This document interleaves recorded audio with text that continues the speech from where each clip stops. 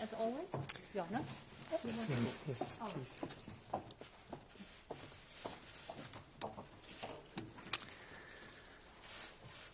Thank you for joining us. Welcome to this press conference of the President of the European Council and the President of the European Commission following the G7 leaders meeting.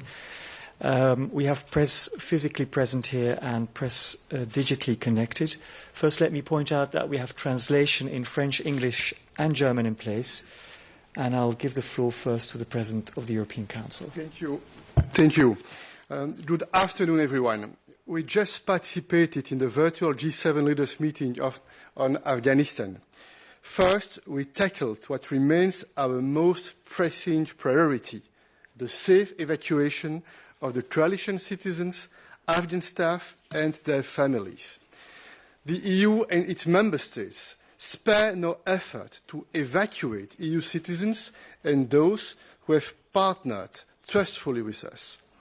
And we are concerned about their ability to safely reach the Kabul airport.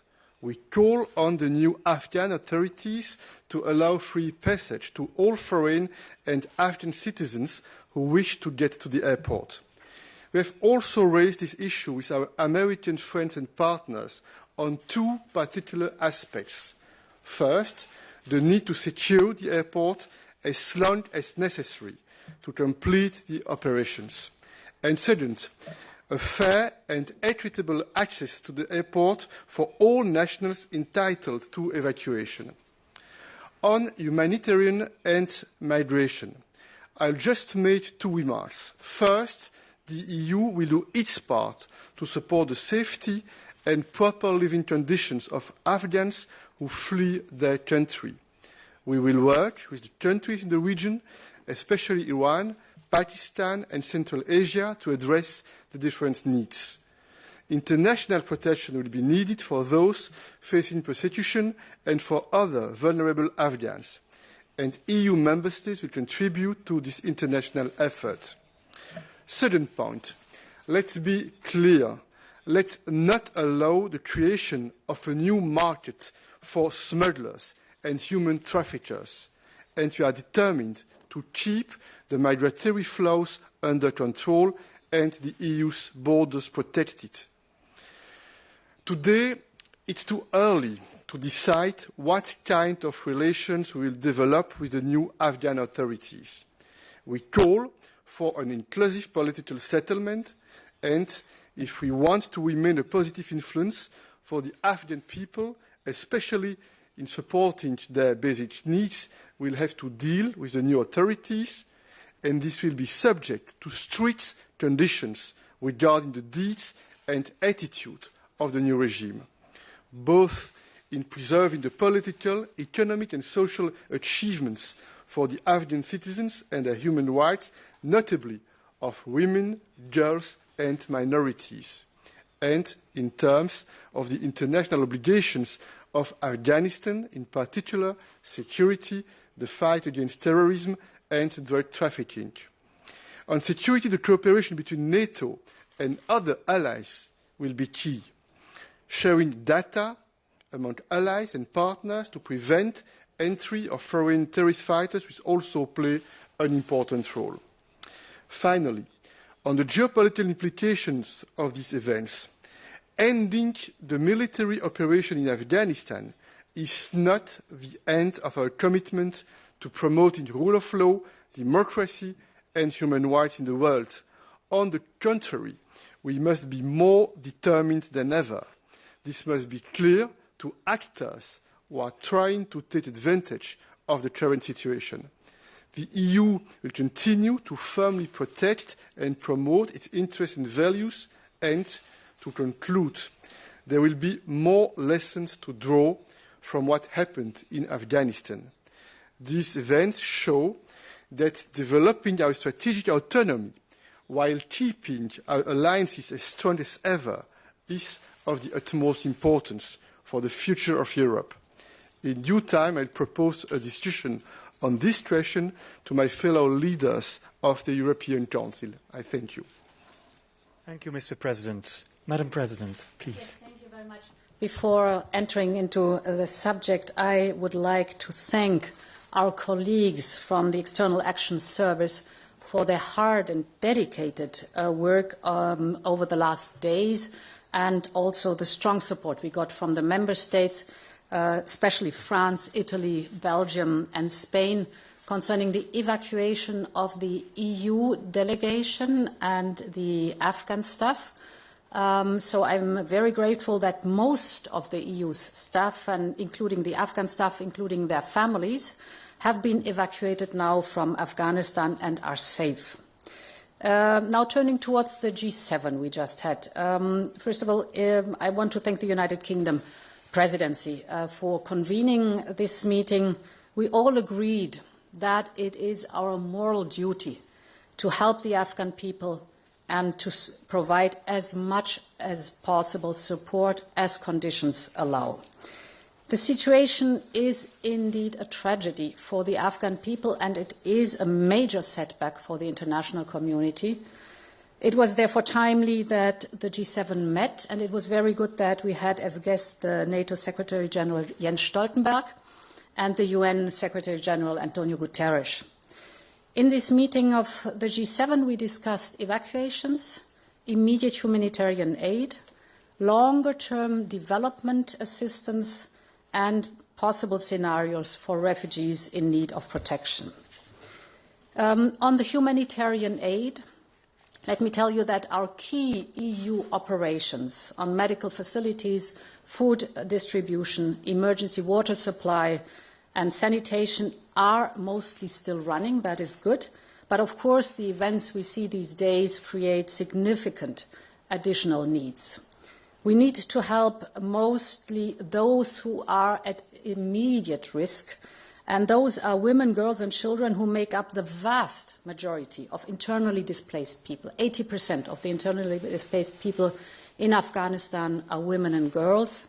And up to now, the number runs up to around 3.7 million internally displaced people in Afghanistan. And this is why there was broad determination to step up contribution in humanitarian aid. I announced that the Commission will propose to almost quadruple the humanitarian aid coming from the EU budget. We had planned initially for more than 50 million for the year 2021. We will now increase it to over 200 million euros for the year 2021. And this will help meet the urgent needs of Afghans, both in Afghanistan but also, of course, in the neighboring host countries. The second topic I want to address is the discussion about the development assistance. I and many others stressed that the future development assistance has to be condition-based. It always is condition-based, linked to fundamental values, human rights, of course women's rights, and it is self-speaking that the development assistance of the future has also to be strictly condition-based. As you might know, we have 1 billion euros set aside for the next 7 years for Afghanistan in the EU development assistance. This aid is now frozen, and it is frozen until we have solid guarantees and credible actions on the ground that the conditions are being met. Finally, on migration, as I said, the people most at risk are educated women, are girls, female journalists, human rights activists, female teachers, judges, lawyers, just to name some. 50 countries took part in the ISAF NATO mission, and 36 countries took part in Resolute Support mission. So to protect these most vulnerable is clearly a matter for global cooperation, and it has to be dealt as such from the start. These people should not fall into smugglers' hands. They need safe pathways. And therefore, I welcome that during the G7, Canada announced and the UK announced significant numbers for resettlement, 21,000 respective to 20,000. Also, the United States announced their commitment for resettlement. It is important that this issue, as it has to be dealt on a global level, is coordinated. And it is good that we have in place the resettlement forum in which not only the Commission and Member States are, but also the UNHCR, the IOM, the United States, Canada, and there we can coordinate resettlement efforts in the manner it is needed now in this acute situation. I think beyond those I have just named, all other countries who took part in the NATO mission should contribute to this effort too. The European Union is ready to play its role too. We are looking into necessary budgetary means to support EU member states who will step up and help resettle. Alongside these very targeted measures for a well-defined group, our main effort should be to ensure that, as I've said, internally displaced Afghans are supported, or the international community contributes to their support in the neighbouring countries. So the support also for the region is of utmost importance, and therefore we will continue, of course, also as a European Union to work with the countries in the immediate region. Finally, let me stress once again that these events we see these days all underline the urgent need for the Member States and the European Parliament to find an agreement on our proposed Pact on Migration and Asylum. We need a fully functioning system in place that allows us to effectively manage our borders, to ensure solidarity between Member States, and to cooperate with countries of origin and transit. Merci. Thank you, Madam President. We'll first take a few questions here in the press room, and I'll start with Lailuma Sadid, correspondent for Afghan News. Please take the floor. It's a bit too high, apparently, the microphone. Yes, take the microphone in the hand. Thank you very much. Should I remove the mask? It's okay. Okay. As an Afghan journalist, I'm the only one to work for Afghan media, unfortunately. For the moment, you know the situation, but I'm correspondent also for Brussels Morning. I would like to ask how many more policies failed follow-up to arrive in the good, workable one? With whom, for the moment, would you like to make decision to see what is going on for Afghanistan and also to recognition the Taliban?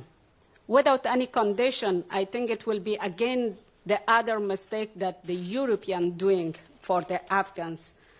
And also the second question, if I may ask, you said that you start making some help for the Afghans out of the country, for example, in Pakistan.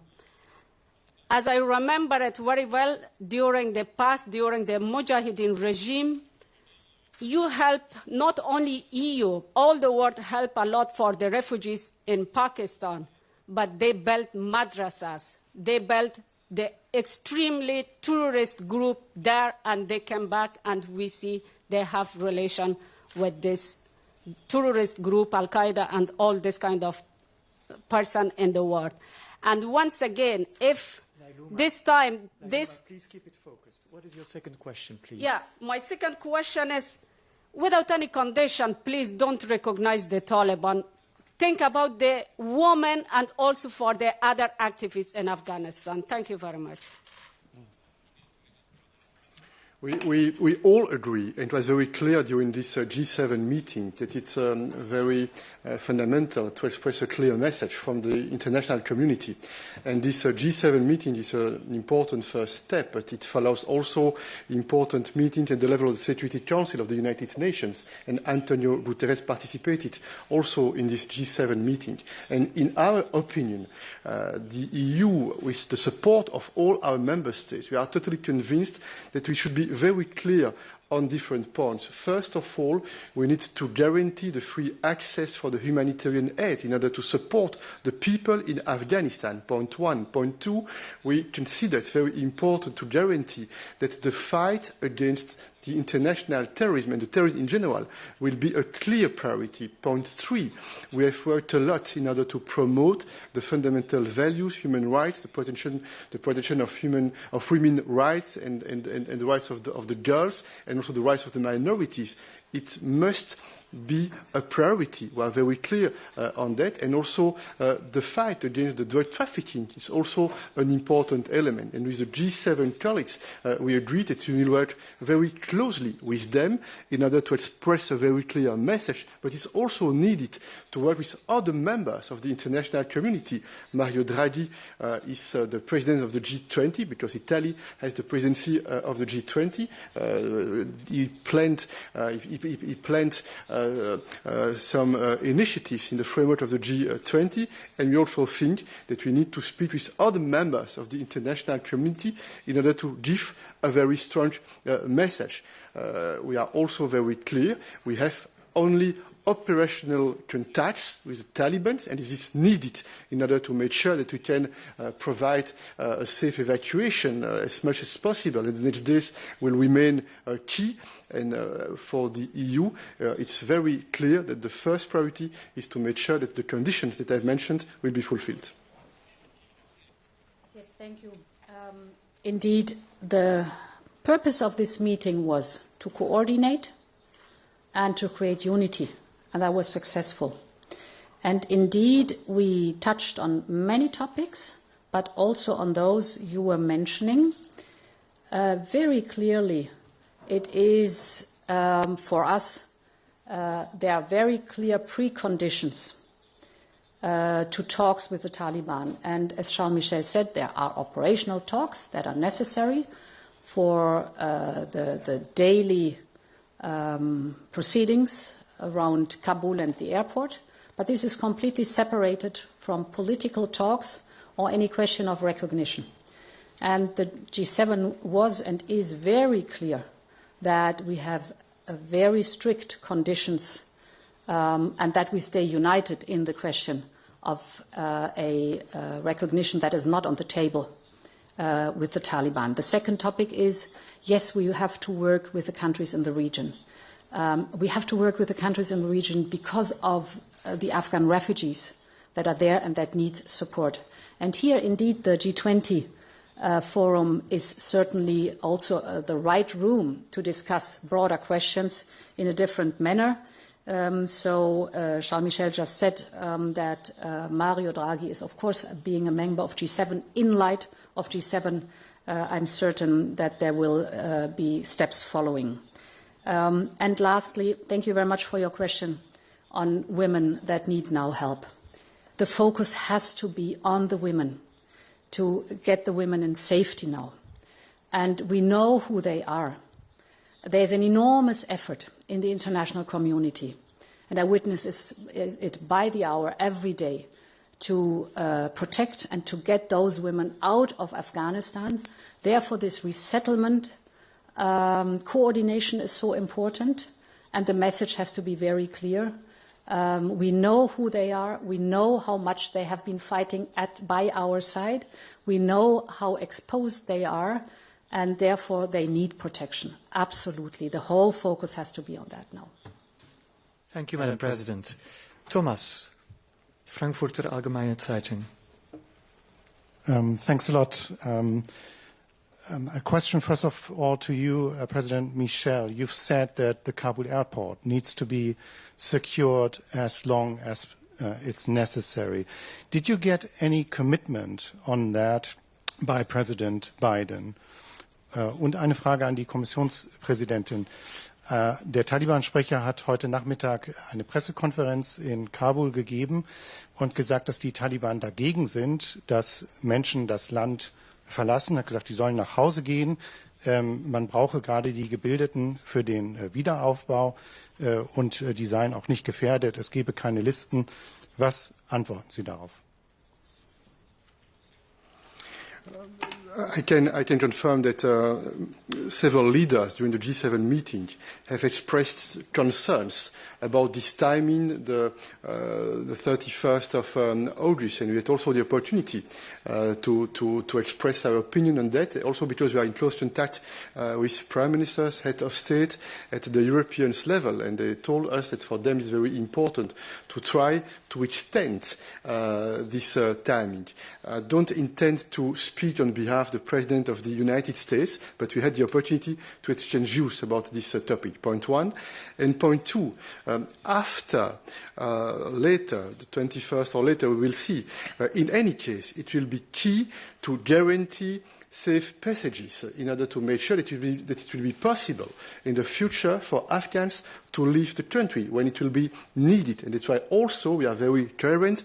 We are in contact with countries in the region, with the neighboring countries, in order also to be in dialogue with them. We discussed also the situation, the status of the airport in Kabul, in order to see how in the future it will be possible to guarantee that the humanitarian aid will have access to the country. And we know that an airport is always an important infrastructure in order to guarantee a safe access for the humanitarian aid. Ja, vielen Dank. Wir haben vor ein paar Tagen auch die Taliban gehört, dass sie gesagt haben, die Frauen werden ihre vollen Rechte haben innerhalb des Rahmens der Scharia, was immer das heißt. Frauen, die das Land verlassen wollen, die sollten alle unsere Hilfe kriegen, dass sie dazu in der Lage sind. Und das ist genau das Gebot der Stunde jetzt. Die internationale Gemeinschaft tut alles, um ihnen die Möglichkeit zu geben, rauszukommen aus Afghanistan, von Kabul über den Flughafen. Und das ist auch unsere Pflicht. Es gibt aber auch viele, viele Frauen, die in der Region bereits sind, also außerhalb von Afghanistan, die unsere Hilfe genauso brauchen. Und das ist das Thema des Resettlement. Wenn wir uns anschauen, die irreguläre Migration, da sind 95% Männer. Aber diejenigen, die in der Region die meiste Hilfe brauchen, sind in der großen, überwiegenden Zahl Frauen und Kinder. Und deshalb ist es so wichtig, diese sicheren Wege zu ermöglichen, dass sie nicht in die Hände der Schmuggler und Schlepper fallen. Deshalb bin ich sehr dankbar, dass Kanada diese Ankündigung gemacht hat, dass das Vereinigte Königreich das angekündigt hat, die Vereinigten Staaten von Amerika ebenfalls. Im Augenblick ist der volle Fokus natürlich auf die Evakuierung und viele dieser Frauen werden auch mit evakuiert. Aber die zweite große Frage im Raum ist dann auch gezieltes Resettlement, gerade für diese Frauen, die in Gefahr sind. Danke sehr. We have Lawrence Norman connected virtually. Lawrence, you have the floor. Thank you very much. I'm going to just chase up on the two questions asked a little bit. Can you, with respect, Lawrence, I'm sorry to intervene. Sorry, the sound is not very good. Could you please approach or speak clearly to the camera, to the microphone, please? I'll try again. Is that better? It's quite far. We don't. Okay. Go on, someone else. Is that quite? We'll come back to you, Lawrence. I'll go to Dave Clark from AFP. Dave, you're next. Hello, is my audio clearer? Yes, we can hear you perfectly. Okay, thank you very much. You've spoken of your moral obligation to help vulnerable Afghans beyond your own staff and their relatives. Obviously, the window is closing at Kabul airport now. There will be human rights activists, women's rights activists, NGO workers, artists, and journalists who won't get out this week. Obviously, there will have to be a resettlement plan for them. How long will it take to arrange this? And how large do you foresee it being? Yes. So most important is here the very close cooperation that fits to the question I just got before that, to a very close cooperation with the UNHCR. because they are the ones who know best about how to proceed. We should not forget that we are in a transitory phase where we should not underestimate that we have some leverage. Afghanistan is a poor country. There's an enormous need of support. They have horrible droughts. COVID is in the country too, just to name a few topics. And the humanitarian aid will be there and is there, but it also is a possibility to be in contact with the people in power, to make understood that for a certain group we need unconditional access and we need to be able to support with all means, as I've outlined with the humanitarian aid. To get people out of the country, my experience is the best is to work with the United Nations, who are experienced, the UNHCR, the IOM. They know exactly what's going on. Thank you. Beatriz Rios, Antena 3. Beatriz. Thank you for that. Can you hear me? Perfectly, yes. Okay, that's great. It's a little bit of a follow-up to Dave's question. I was wondering if the Commission is going to make a concrete pledge of that resettlement of refugees from Afghanistan. And you actually, President, mentioned the question of aid for those member states that step up and are willing to reallocate these people. Does that mean it's going to be a voluntary system? And because one of those countries that have voluntary is indeed Spain, and they're hosting right now some of those evacuees, I was wondering if there is already a plan to resettle those people from Spain to different member states, and if not, when can we expect that? And maybe because this is a question again about voluntary resettlement, the role of the different member states, can we expect an European Council to be organized in the coming days to try to coordinate all these different measures? Thank you. So, first of all, their resettlement is voluntary, without any question. And indeed, the resettlement forum I was mentioning initially that we have in place, so a structure that does exist, that is experienced in tackling those topics, is in a phase of pledging. Of course, this has to be then focused on the question of Afghanistan, but there it is important to have a coordinated approach, and I think this global forum, this international forum, is the right response for a crisis of the international dimension in Afghanistan. It's not an EU related, but it is the international community. Resettlement is voluntary. Indeed, I know that the member states, the European Commission itself cannot resettle, but because there is no territory that the European Commission has. So there need to be, for example, humanitarian visa. They are given by the member states, of course. The member states themselves are at the moment being discussing among them the question of those who have been evacuated, who have the humanitarian visas, and who indeed try now to find a final destination. I think it will be certainly a question that will be tackled in the next days in the appropriate council formation with the ministers for interior, for the interior and migration, because that's where these questions have to be dealt with initially within the European Union.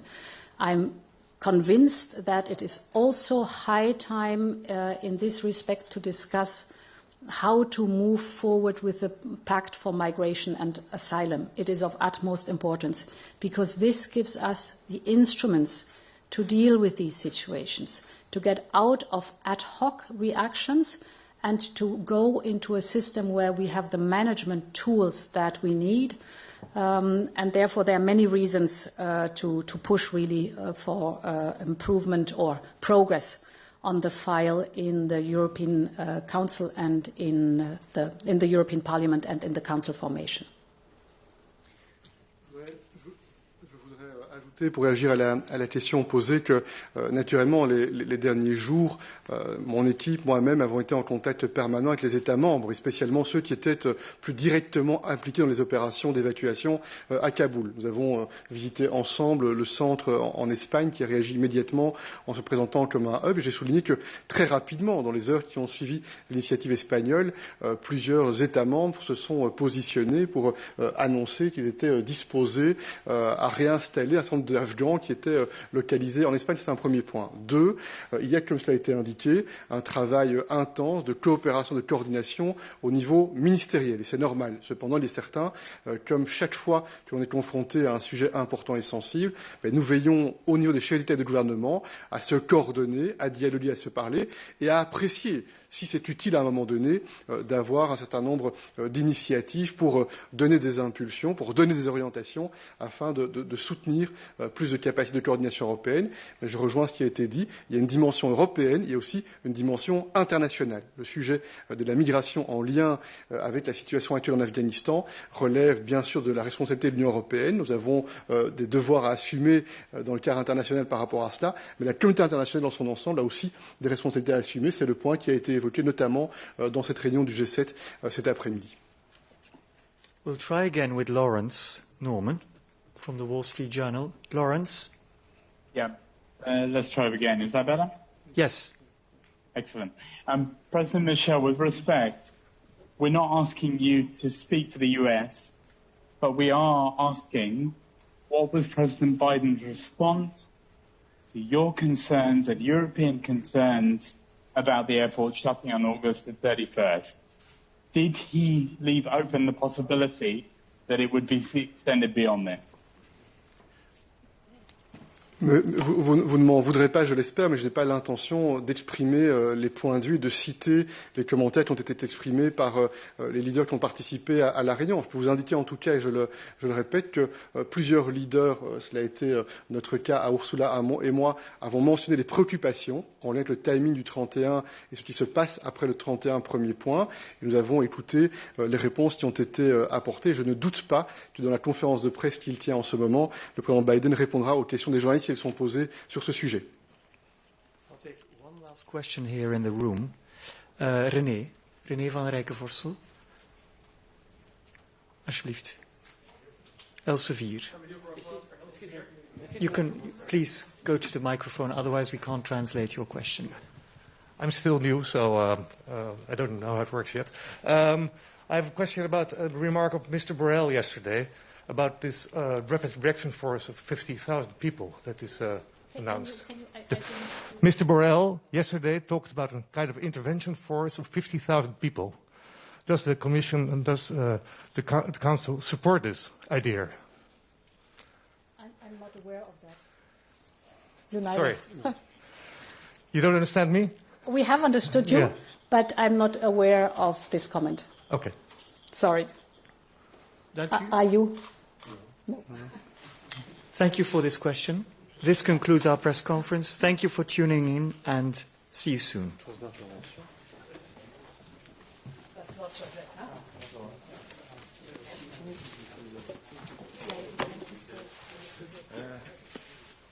Your call will be disconnected.